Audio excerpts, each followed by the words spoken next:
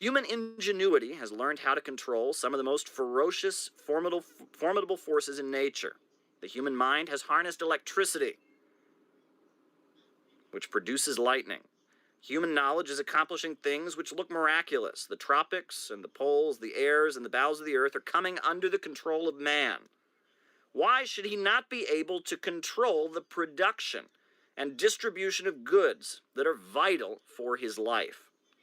Isn't the Soviet Union a living example that this can be achieved? Why shouldn't there be a situation like the one we suffer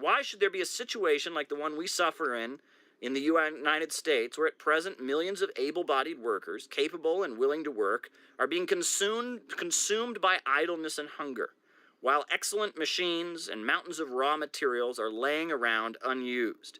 Is it so difficult, after all, for human genius to organize a constant flow of goods which would satisfy everybody's need, with nobody compelled to go without food, clothing, and shelter? Humanity has learned to master the forces of nature.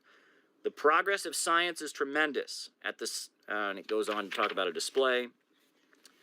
We cannot blame the plight of millions on natural forces. There is nothing natural in this situation.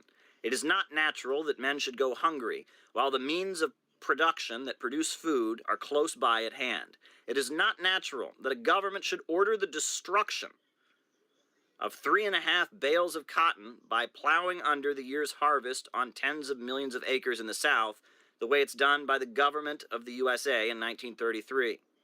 While there are so many badly dressed, it is not natural that there should be poverty in the midst of plenty. It is not natural that milk should be dumped into rivers while babies starve. It is not natural that the most ingenious means of production and transportation should be rusting away while those who produce them and can operate them are wasted away by starvation and disease. All of this is most unnatural. It is insane.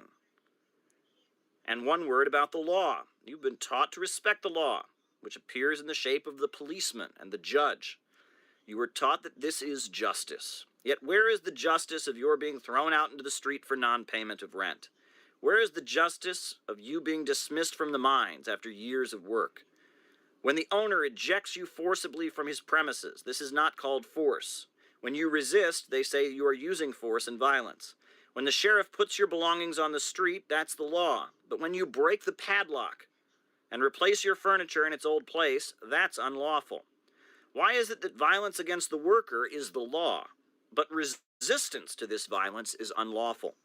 Why is it that robbing you of your only source of life is justice, but protesting against this bloody injustice is injustice?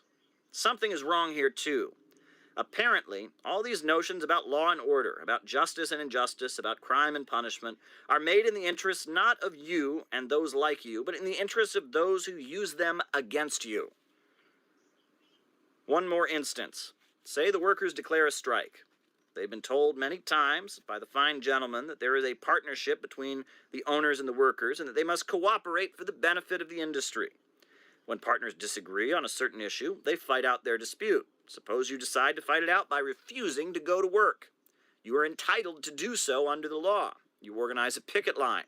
You say you are partners in this plant and you want to fight it out with your employers. The employers try to bring in scabs. You refuse to admit those scabs. Immediately the police arrive. The law protects the scabs and attacks the strikers. If you insist on your right to keep the plant shut, you are fired at, and the history of strikes in America is a long trail of bloody murders perpetrated by the police, by the law protecting the scabs. There must